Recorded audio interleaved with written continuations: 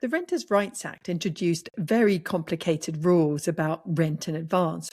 They're so complicated that it's probably the topic I get asked about the most by landlords and letting agents alike. And it's not just the big lump sums that landlords used to ask for if the person applying to rent a property didn't have a good credit history, or perhaps they came from abroad, maybe they were a student. But it also affects the initial rent that landlords routinely ask for at the start of a new tenancy. In this video, I break down the rules so that you can understand what landlords and agents cannot do and also what they can do. I'm Suzanne Smith, lawyer turned landlord, and I'm the author of the best-selling book, The Good Landlord Handbook, published by Penguin, which goes through every stage of a tenancy, including the rent in advance rules. I also run the Independent Landlord website and this YouTube channel, and you can sign up for my free Friday newsletter to keep up to date on theindependentlandlord.com/subscribe. There's also a blog version of this if you'd like to read it after watching the video. Right, I'll first talk you through the three categories of rent in advance. First up, pre-tenancy rent payments, dealt with in Section 9 of the Renters' Rights Act.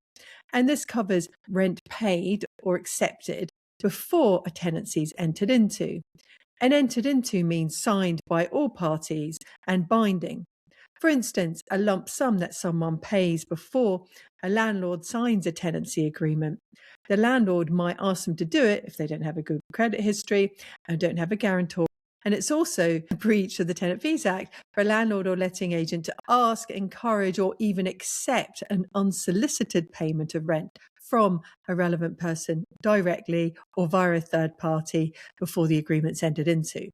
And if the tenant pays this first rent payment along with their tenancy deposit before the agreement is entered into by the landlord, by all parties, the landlord must return the rent payment.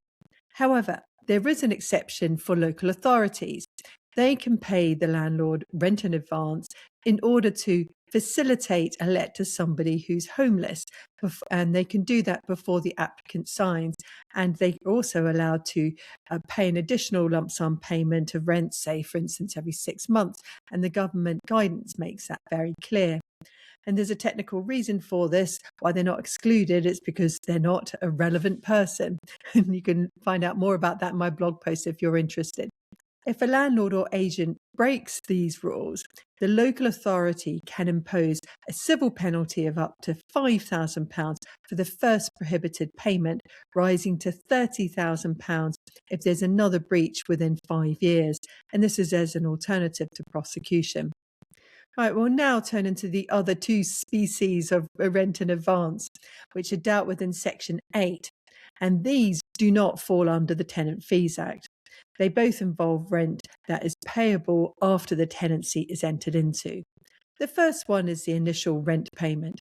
Under Section 8, landlords can ask for and receive the initial rent in the period between all of the parties signing and entering into the tenancy agreement and the start date of the tenancy.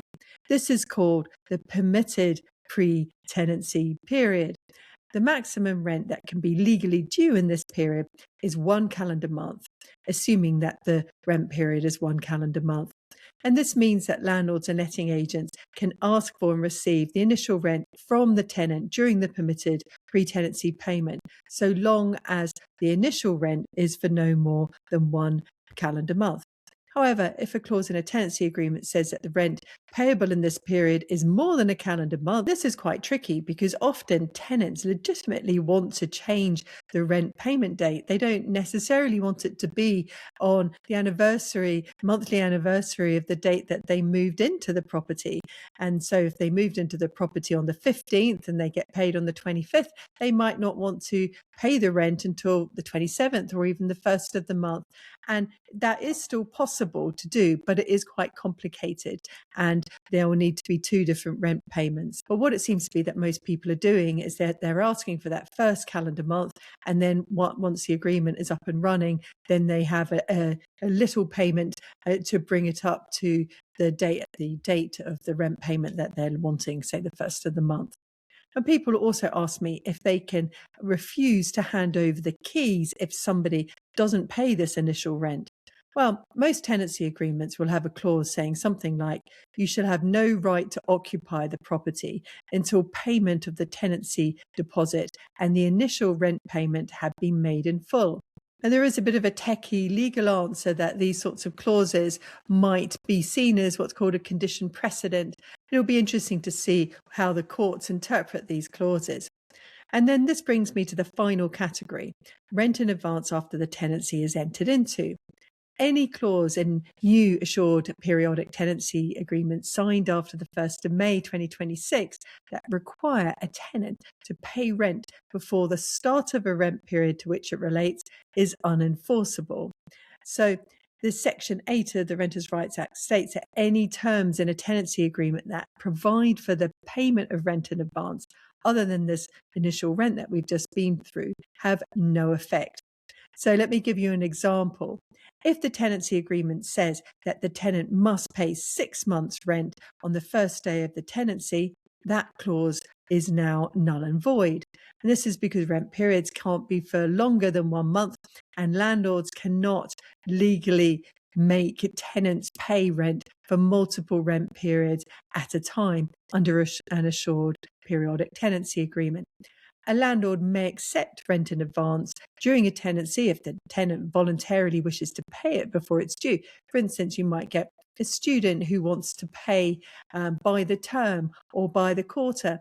But if there's a clause in an agreement that says that they have to do that, then the tenant can actually ignore it because it's not enforceable. As these payments are paid after the agreement's been entered into, there's no question of the Tenant Fees Act and civil penalties. It's outside of the scope. Tenants are no longer tied in for a fixed term, and they can leave after serving a 2-month notice to quit, and sometimes it's less. See this video here. But if they pay 12 months rent in advance and they leave after 6 months, the landlords must repay rent for the period falling after the end of the tenancy. Right, to bring it all together, I'll now walk you through the process for entering into a new tenancy, including the timing of the payment of the tenancy deposit and the first month's rent.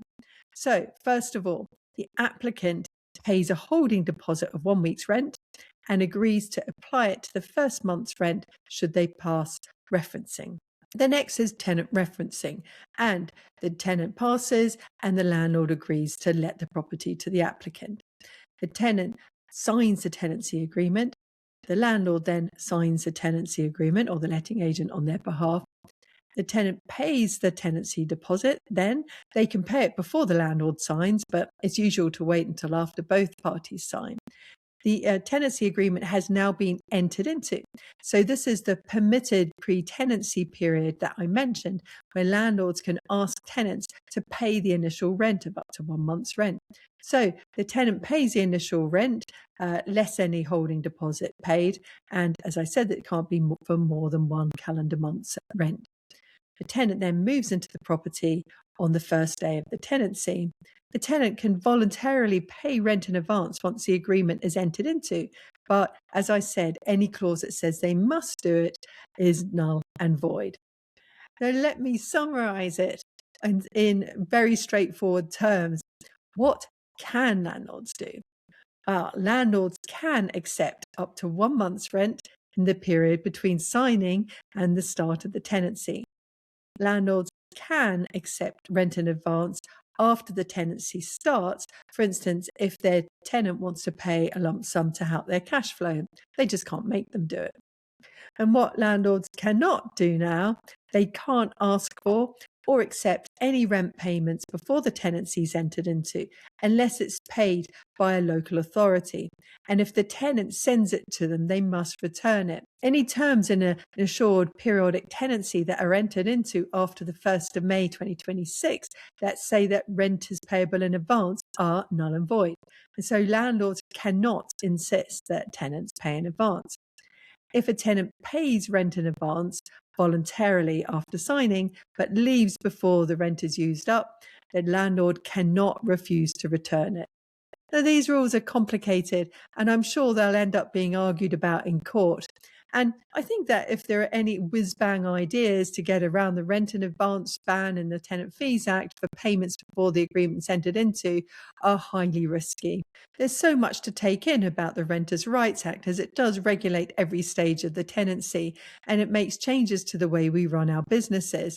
And my best-selling book that I mentioned, The Good Landlord Handbook, published by Penguin, makes it easy for you to get your head round and comply with the new rules going forward. And you can read it and reread it at your leisure. You can keep up to date for free if you sign up for my free Friday newsletter at theindependentlandlord.com/subscribe.